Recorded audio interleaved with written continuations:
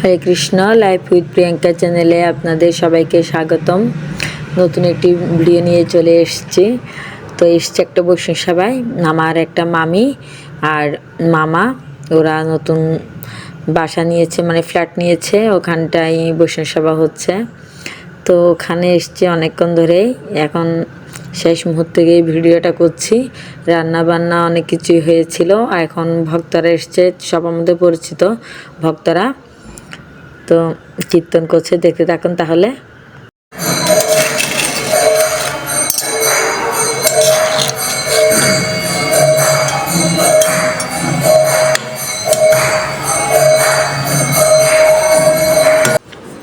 তো করছিলাম ডালের পকোড়া। আর কী কী রান্না হয়েছে দেখাই। এটা হয়েছে সোয়াবিন আর আলু, এটা করেছিল রান্না আমার বৌদি। এখানে হয়েছে উচ্ছে ভাজা, সেটাও আমি করেছি। এটা হয়েছে কাঁচকলা, সেটাও আমি করেছি। আর এটা হয়েছে মানকচু বাটা নারিকেল আর সরিষা দিয়ে, এটাও আমি করেছি, কিন্তু এটা একটু সুন্দর কম হয়েছে, পাতলা হয়ে গেছে আর কি। তারপরে ছিল পনির আলু মটরশুঁটি দিয়ে রান্না, ওটাও আমি করেছিলাম। তারপরে এখানে হয়েছে শসা গাজর, আর এটা হয়েছে সবজি। এটা কিন্তু আমার বড় মামি করেছে। আমার বড় মামির হাতের এই সবজিটা খুবই টেস্ট হয়। আর এটা করেছে যে মামির বাড়িতে এসছে সে মামি। তো প্রত্যেকটা আইটেম আপনাদের সাথে শেয়ার করছি আর কি। এটাও সবজি ছিল, সবজি 2 হাঁড়িতে নেওয়া হয়েছিল। তো আমাদের এক পরিচিত ভক্ত এসছে, ওনাকে দেখে খুবই ভালো লাগলো, আমার সাথে কথা বলছিল।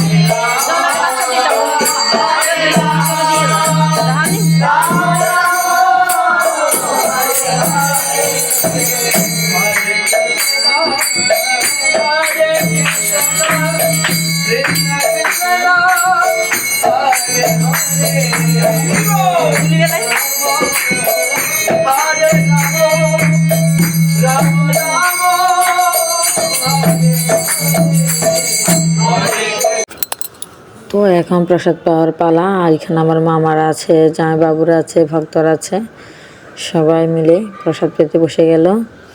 বাচ্চারাও বসেছে এখানটায়, এখন আমিও বসে যাব প্রসাদ পেতে। তো প্রসাদ তো খুব সুস্বাদু ছিল, পকোড়াটাও খুব সুস্বাদু ছিল, সব কিছু মিলেই প্রসাদ হচ্ছে অমৃত। তারপর আমরা কোথায় চলে যাচ্ছি দেখতে থাকুন। তারপরে আমরা চলে গেছি মাঠে, এক মরা গঙ্গায়, দেখতে থাকুন তাহলে কোথায় গিয়েছি। তো দিদিরা সবাই মিলে চলে এসেছি এখানটায়।